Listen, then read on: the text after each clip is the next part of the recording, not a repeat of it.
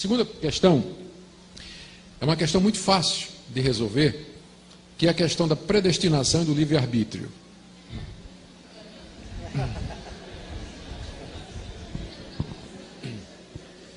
Deixa eu ver como é que eu respondo isso aqui. Eu vou tentar dar uma resposta breve para uma questão extremamente complicada e que já vem sendo debatida há 2000 anos na igreja, né? Sem que haja assim consenso entre todo mundo. Eu vou dizer qual é a dificuldade. A dificuldade toda é que você encontra na Bíblia duas coleções de versículos que parecem uma contradizer a outra. Então, por um lado, você tem uma longa lista de versículos que dizem que Deus é soberano, que Deus determinou tudo o que existe, que Deus predestinou aqueles que Ele quis para a salvação, que Ele escolheu quem Ele quis que vai ser salvo, que quem Deus não escolheu, esse não vai ser salvo de maneira nenhuma, só os eleitos entrarão no reino de Deus. Você tem dezenas de versículos, eu posso dar a lista para vocês que falam disso aí. Só que a mesma Bíblia tem também uma coleção de versículos que parece atribuir ao homem o livre-arbítrio, do tipo assim: quem se arrepender e crer será salvo, tornai-vos para mim, e eu tornarei para vós outro, aquele que perseverar até o fim, esse será salvo. Vinde a mim todos vós que estáis cansados e oprimidos, e eu vos aliviarei. Eis que estou à porta e bato, se alguém ouvir a minha voz e abrir, entrarei e cearei. Aí você fica doido, porque por um lado você tem a Bíblia dizendo, falando da predestinação, claramente, você pode dizer que você não entende a predestinação, mas dizer que ela não é bíblica, você está errado. Porque a Bíblia fala da predestinação e da eleição do começo ao fim, e não é pré-conhecimento não é que Deus anteviu, não tem nada a ver.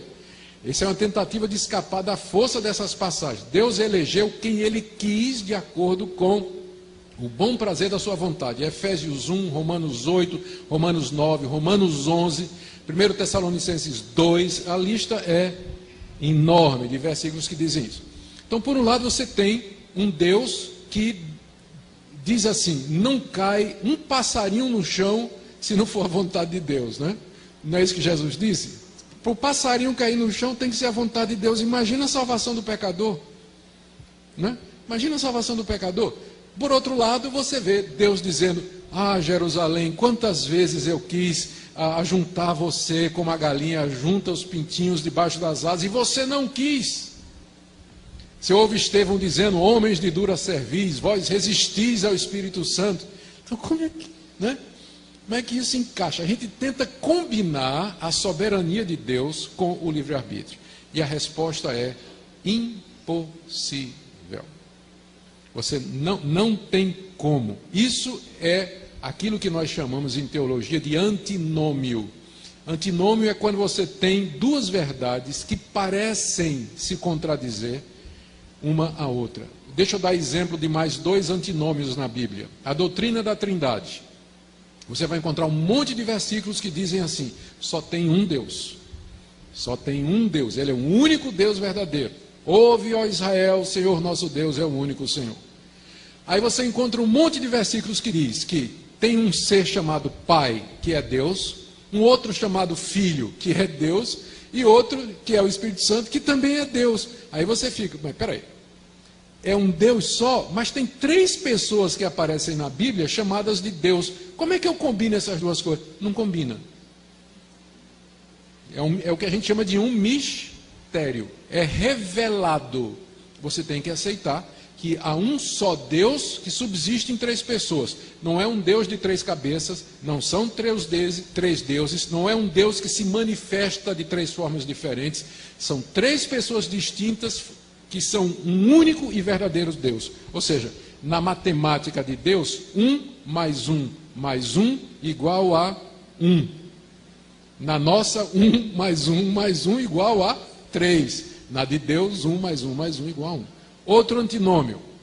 A Bíblia fala de Jesus, tem várias passagens que se referem a Jesus Cristo como sendo o verdadeiro homem.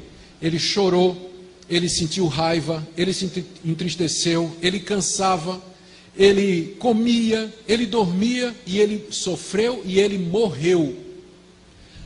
tem uma lista de outras passagens que diz que Jesus é Deus, que ele já existia antes de vir ao mundo, que ele e o Pai são um, que ele é o Filho de Deus, que ele é eterno, que ele é onisciente e ele é onipotente. Agora me responda, se ele é Deus, quem é que morreu na cruz? Que Deus não morre. Resposta, não sei. As duas naturezas de Jesus é mais um outro mistério que a Bíblia revela e que a gente não consegue compreender. Não é que é uma contradição, é acima da nossa lógica. É acima, porque nós estamos falando de Deus, que é um ser totalmente outro. Ele é totalmente outro. Então, nós não temos como entender determinadas coisas. Então, a doutrina da predestinação e da responsabilidade humana se encaixa na mesma categoria. Deus é absolutamente soberano, só vai para o céu quem Deus escolheu e chamou. Pode ter certeza disso, é isso que a Bíblia diz. Por outro lado, você é responsável por sua decisão. Se você vai para o inferno, é porque você disse não, é porque você não quis. E se você for para o céu, é porque Deus chamou você. Todo crente de joelho, ele é um calvinista. Porque quando ele está de joelho, como é que ele ora? Ele ora assim, ó Deus, eu te agradeço. Você ora assim, ó Deus, eu... Não, desculpa. Você está de joelho dizendo assim, eu me agradeço porque eu tomei a decisão. Vou para o céu porque eu tomei o livre-arbítrio da forma correta. Eu me agradeço. É assim que você faz quando está de joelho? Não, não. Como é que você agradece? Deus, eu te agradeço porque se o Senhor não tivesse tocado meu coração, se o Senhor não me tivesse dado a oportunidade. Então, todo mundo de joelho é um calvinista. Agora, quando ele se levanta, o que é que ele faz? Chega para o vizinho e diz, se converta, não é isso que ele faz, né? Se converta, se arrependa dos seus pecados. Então, todo calvinista de pé é um arminiano. Agora, veja só. Deixa eu contar uma ilustração aqui que talvez ajude mais essa questão. Imagine aqui uma rua, tá? Você tem uma rua aqui, uma calçada, e tem uma porta bem grande, escrito em cima assim: vinde a mim, todos vós que estáis cansados e oprimidos, eu vos aliviarei. Aí a multidão está passando. Muita gente para, olha a placa, vê o convite. Uns, olha assim, vai embora, não está interessado. Outros ficam curiosos por um tempo, bota a cabeça dentro assim, olha, não, quero não. Aí vai embora. Aí chega um que para, lê, vinde a mim. Aí eu quero, eu vou. Ele entra. E quando ele entra, ele olha para a porta pelo lado de dentro, em cima do umbral está escrito, só pode vir a mim aquele que o Pai trouxer. Não é? Antes de entrar, vinde a mim. Você diz, eu vou. Quando você entra, você olha para trás e diz, eu só vim porque Deus me trouxe. As duas coisas combinam. Elas não se explicam. Não há uma explicação lógica para isso. Como é que pode haver responsabilidade num mundo governado por um Deus que predestinou tudo o que acontece? Então isso não cabe na nossa lógica, mas é o que a Bíblia diz. Tá? Então, minha sugestão, ainda bem que ninguém vai para o céu sob a condição de acreditar na predestinação. Tá?